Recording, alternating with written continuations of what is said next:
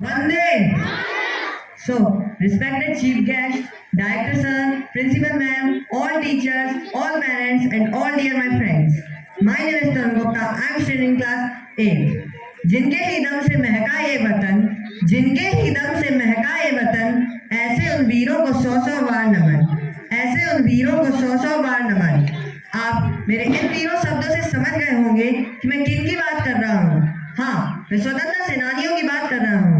भारत में बहुत सारे स्वतंत्रता सेनानी हैं, लेकिन आप सभी के मन में यह प्रश्न हमेशा से रहा होगा कि इनमें से मुख्य रूप से स्वतंत्रता सेनानी कौन है, जिन्होंने हिंसा से लड़ाई लड़ी, क्या फिर अहिंसा से लड़ाई लड़ी, क्या फिर खुद शहीद हो गए। इसी बात का उत्तर देने मैं आपके सामने 5 स्वतंत्रता सेनानियों के बारे में बताऊंगा और फिर बताऊंगा कि इनमें से मुख्य रूप से स्वतंत्रता सेनानी कौन है। पहले है महात्मा गांधी।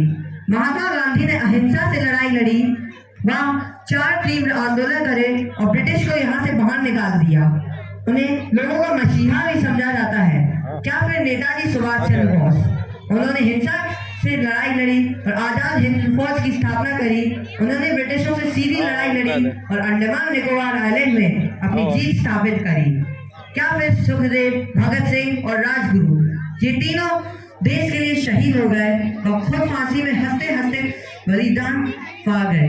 क्या फिर रानी लक्ष्मीबाई, जो अपनी मातृभूमि झांसी की रक्षा के लिए, वह अपने लोगों की स्वतंत्रता के लिए ब्रिटिशों से सीधे लड़ती रही और खुद शहीद हो गई।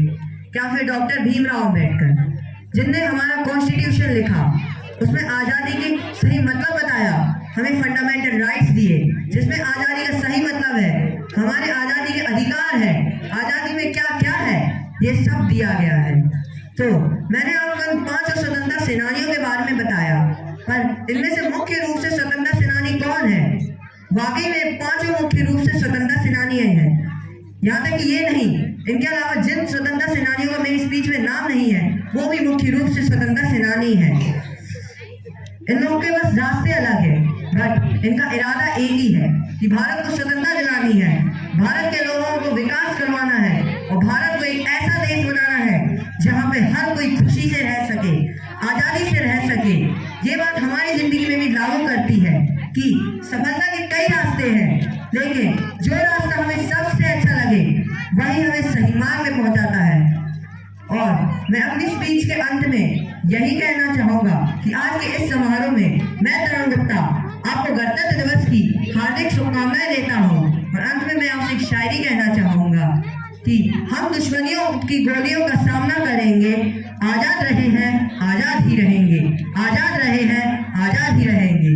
जय हिंद, जय भारत। Thank you.